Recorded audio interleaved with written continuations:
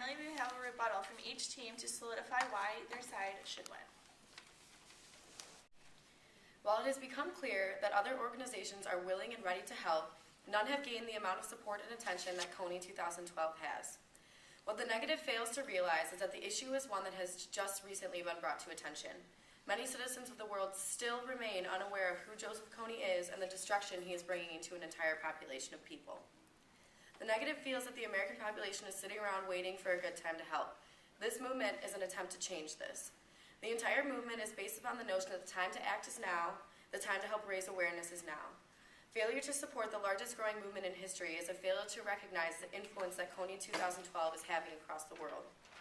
Not only does our support of this movement raise awareness, but we contribute to the efforts that are unifying the world through a common enemy. By highlighting the injustices that are happening right under our noses, the Kony movement is angering the world, in a good way.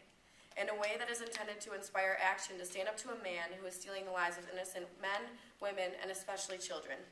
To stand back and wait around for another better organization to help, as the negative suggests, is only adding to their argument that we are sitting around waiting. The negative also notes that the CEO and other members involved in the Kony movement are exploiting children and reaping the benefits. This is inaccurate. Any nonprofit organization will use part of its funds to pay employees who are dedicating their entire lives to a specific cause.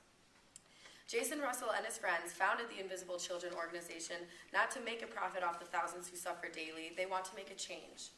Labeling them as greedy or selfish is something I cannot comprehend when their lives revolve around helping stop a man whose actions have led to countless rape, murder, and mutilation. Similarly, the negative states that only 32% of funds have gone straight to the cause. But when, according to the 2011 financial report found on the Invisible Children website, 71% of funds go directly to programs in Africa and programs that create awareness. So instead of portraying them as power-hungry monsters, support them. They saw the injustices that ran wild through Uganda, and instead of returning home and trying to forget, they unified the world and brought Kony and his horrific actions to light. Thanks to this campaign, millions of people who have never heard of Joseph Kony now know his name. But misinformed by the video and encouraged to believe that supporting this campaign is all they need to do to invoke change is simply just not enough.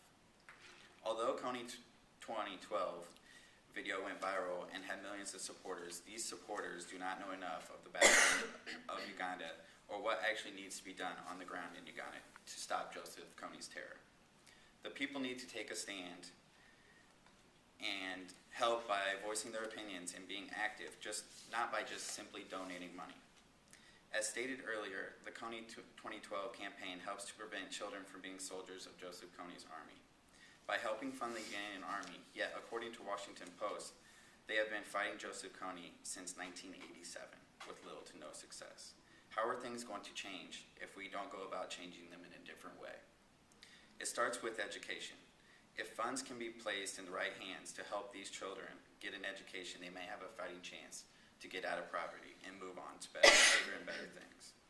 We need to ask ourselves why we should donate to an organization that at best only spends 32% of its annual budget on assisting their actual cause, when better alternatives such as Project Outreach Uganda and Save the Children are available.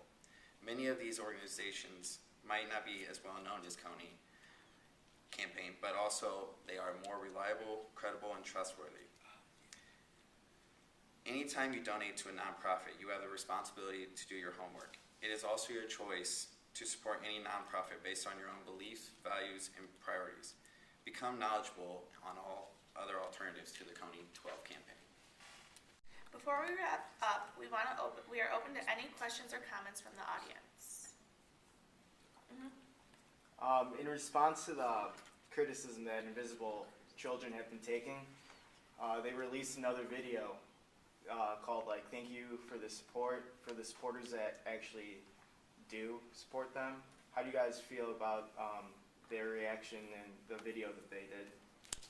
Okay, I can start. I will just say that they needed to come across with another video because the first video really didn't depict the problem.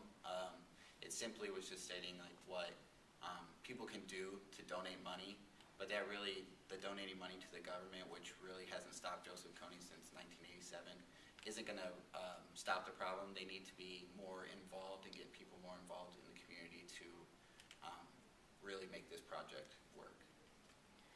I would also like to say that I think this video was extremely necessary because when you do have such opposition, it's necessary to direct your thanks towards your supporters, and this is what they intended by this video, and it was just kind of trying to cut back on some of the criticism. And I also think it's important to remember that, going off of what Kevin said, that this money isn't going directly to Ugandan government. There are a lot of education programs that Invisible Children has created and continues to fund as they raise funds and as this movement goes on.